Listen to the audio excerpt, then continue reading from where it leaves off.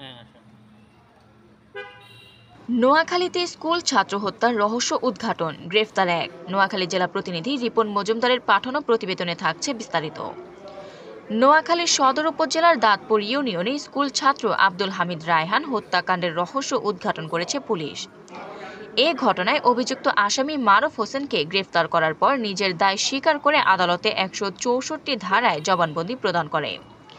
শুক্রবার ২৮শে মার্চ বিকেল ৪:৩০টায় সুধারাম মডেল থানায় এক সংবাদ সম্মেলনে জেলা পুলিশ সুপার আবদুল্লাহ আল ফারুক এসব তথ্য নিশ্চিত করেন। নিহত রায়হান একই গ্রামের হাজীবাড়ির কৃষক আলমগীরের ছেলে এবং স্থানীয় খলিফারহাট উচ্চ বিদ্যালয়ের ১০ম শ্রেণীর ছাত্র ছিল। অপরদিকে গ্রেফতার মারুফ একই বাড়ির মোহাম্মদ সেলিমের ছেলে। পুলিশ সুপার বলেন, গত ২৫শে মার্চ রাতে ৮টার দিকে তারাবির নামাজ পড়ার জন্য দাঁতপুর ইউনিয়নের হুগলি গ্রামের নিজের বাড়ি থেকে বের হয় রায়হান। পরবর্তীতে রাতে আর সে বাড়ি ফিরে আসেনি। পরদিন বিষয়টি নিয়ে রায়হানের ভাই হারুনুর রশিদ শান্ত তার ভাইয়ের সন্ধান চেয়ে ফেসবুকে পোস্ট করে, যেখানে একটা মোবাইল নাম্বার দেওয়ায়। ওই দিন সকাল 10:30টার দিকে মারুফ নিজের পরিচয় গোপন রেখে শান্তের নাম্বারে কল দিয়ে ১৫ লাখ টাকা মুক্তিপণ দাবি করে এবং টাকা নিয়ে চৌমুহনী রেল লাইনে যেতে বলে।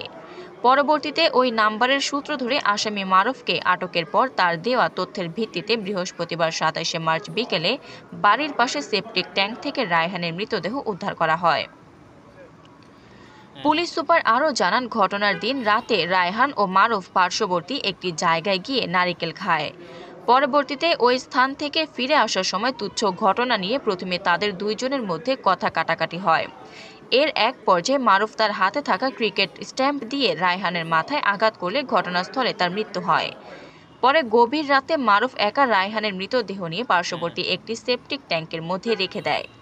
এ ঘটনায় নিহত রায়হানের বাবা আলমগীর হোসেন বাদী হয়ে মারুফের নাম উল্লেখ ও অজ্ঞাত আসামি করে একটি মামলা দায়ের করেছেন।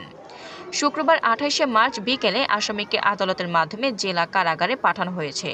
সংবাদ সম্মেলনে উপস্থিত ছিলেন অতিরিক্ত পুলিশ সুপার আবু তৈয়ব মোহাম্মদ আরিফ হোসেন ও সুধারাম মডেল থানার অফিসার ইনচার্জ মোহাম্মদ কামরুল ইসলাম। আফরিন মোমো, দৈনিক খোলা চোখ। আপনার স্বপ্নের যাত্রা হোক ফ্লাই ইনফিনিটির সাথে।